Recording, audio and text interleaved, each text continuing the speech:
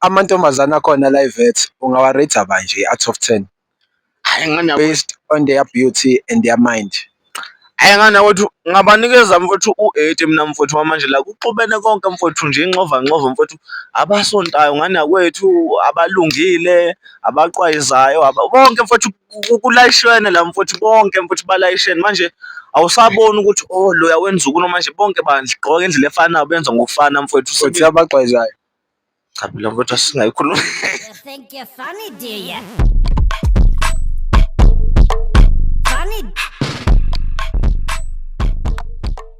Hey yo, it's your boy, the one and only Bati Tumelo. Welcome to TM Interview Show, episode 4. You know what they say, keep on pushing what you're pushing or keep on pushing what I'm pushing.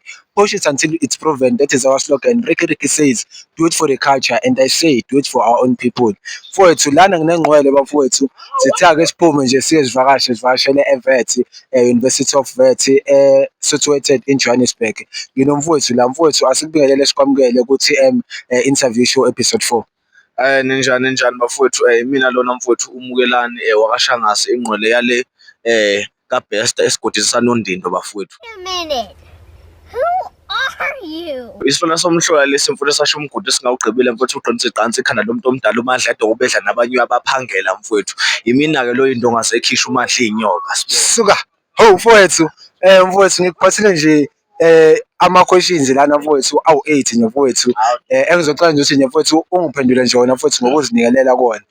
So mfowethu i-question yami yokuqala uyakholelwa ekutheni umuntu wesifazane uyancenga mfowethu? Here I come. Here I come.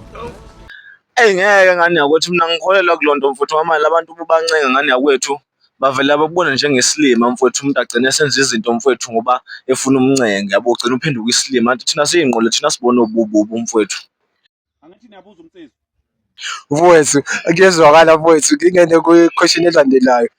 Ithi mfowethu le question njengengqwele yakwethu noma ngithi nje ijonga yakwethu mfowethu ungakhethani ukudliwa izinqa for 2 million noma ulale nomuntu one-drop ne-HIV?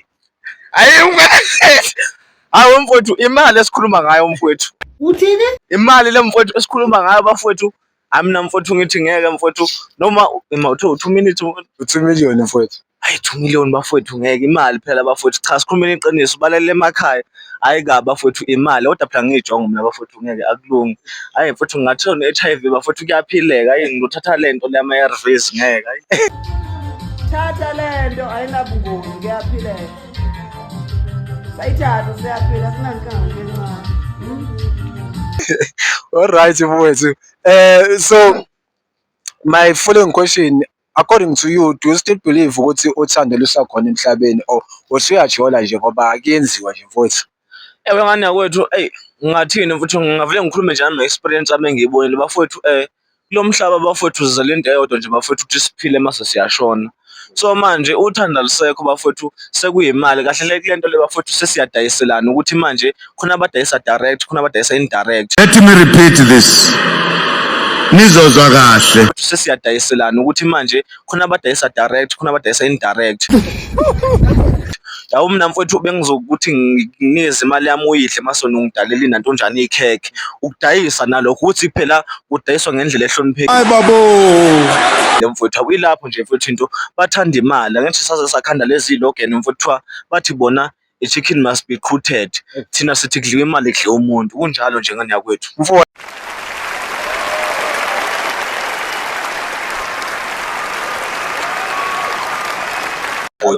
Ngivumelana nawe. So mfowethu what kind of table can you eat?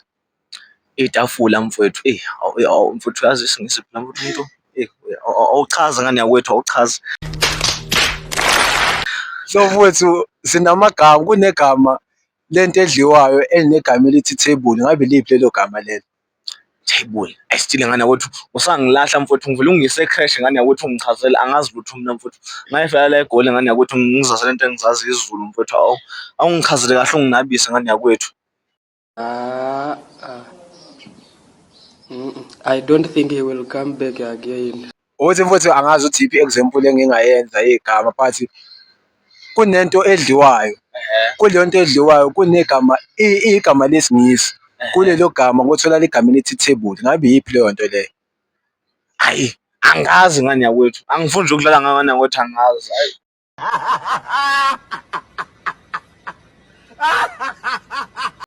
Hayi mfowethu, Ile thina mfowethu. Thina seqe ezikoleni mfowethu. Safike salunguza lapha ka matric uthi oh kuyaphaswa la saphuma kanjalo ngani yakwethu.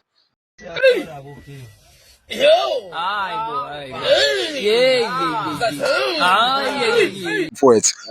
So mfowethu, another question ithi silokhu ufikile la evet yini esakuhlaba umxhwele nje ngokuyibheka nje?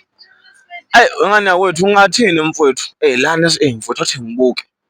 Ayi angazi ngani yakwethu angifuni uqamba amanga. Kodwa nje mfowethu engisakubonela la mfowethu ukuthi mfowethu ngeke kushubile lana mfowethu kushubile ngani yakwethu. Uyazi ukuthi uhlele eklasini kade uyitrophy achieve esikoleni sakho mfowethu. La ngathi uyisidomu mfowethu awazi kwenzakalani. Uthi uyahlela left and right mfowethu ingane ziyaphakamisa ziyakoteza isingisi mfowethu ziyakoteza. Lapho wona lokho aqala awazi uphakamisa nangelilodwa mfowethu. Lapho esikoleni mfowethu sasifunda kuzona thina mfowethu kwakuyithini ingqwele mfowethu kwaziwa kahle ukuthi nje bekuphethwe thina bafowethu kuphethe insizwa mfowethu kuzolokhu kuphakamisiwe nje silokhu sila mfowethu yabo. Manje la mfowethu hawu konakele mfowethu yabo la inje ikhalelwa yiketanga hayi. So ngamanye amazwi nje mfowethu othi nje ngokwakho e-high school sasiphiwa nje ama-marks okanye kwakulula kona kuphi nje okushoyo?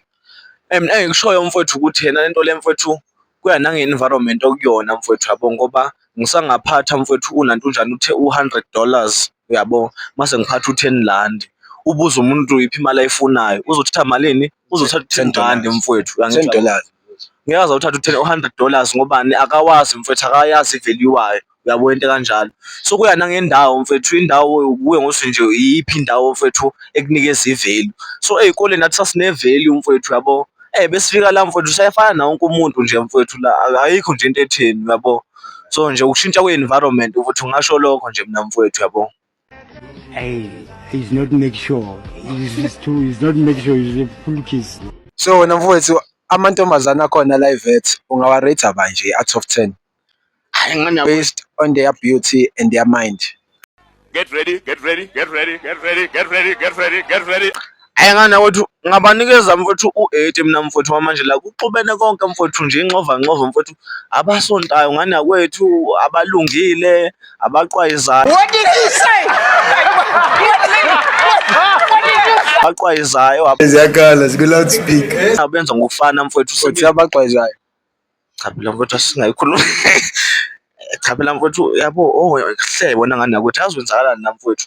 Ithi into mfowethu la bengiyofunda wena ngani yakwethu yabo bengiyofunda khona indawo ethi iWest Campus ngale mfowethu lapha bafuna ungena imoto zangampela mfowethu uyabona uthi obaba kasibanibani abamfowethu abaphatha imali baphuma nje sikulashwe nga2 nga3 nga2 siyabuka mfowethu lapho baphuma ekhaya bayafunda umzali bebuzwa nje ifunda phi ingane yakho usegolwe emakhelwane uyabona mfowethu kanti ingane la mfowethu iyaphela mfowethu la ubuyekheze sekuthiwa hayi bomkhiphele elangeni impukane nimpephetheni impukane ziyamsinda so sekushubile mfowethu yabo ngiyakutshela ngane mfowethu cha ngibambe ngohlelo la igqwele. So mfowethu ngicela ungisipelele igama elithi xenophobia.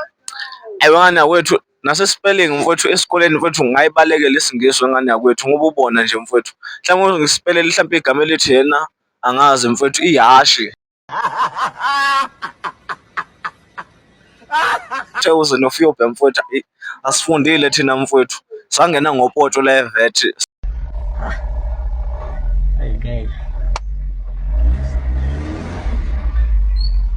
singajampisi nje nakhona Kamyami. So kubafundi baka grade 12 ababukele le video njengoba belungiselela ukubhala isivivinyo zikaJuni mfowethu ikuphi nje ongathanda ukukudlulisa kubona? mina bafowethu ngathi nje phuzani nike isikole bafowethu ayikho lento le yabo. Give a round of applause to that. Asho nje njalo bafowethu indaba yesikole izokubambezela emuva kodwa-ke abasithandayo bafowethu-ke isikole sangisa bafowethu phushani bafowethu kuyenzeka ngampela kunjalo kuyenzeka bafowethu nje phushani bafowethu nzweni kuthiwano nje kuthiwa ayikho inkomo yobuthongo ngakho wena lo lalayo umfowethu uthisha wami nama-marks akhe azolala. Cha mfowethu asibonge kakhulu mfowethu isikhathi sakho mfowethu nosuku lakho mfowethu si-live at bafowethu siphethe oluhle Umukelani mfowethu uyinto ongazokhishi mfowethu mina loyo. mfowethu. Siyabonga kakhulu Nkabi yami. Ayisibonge.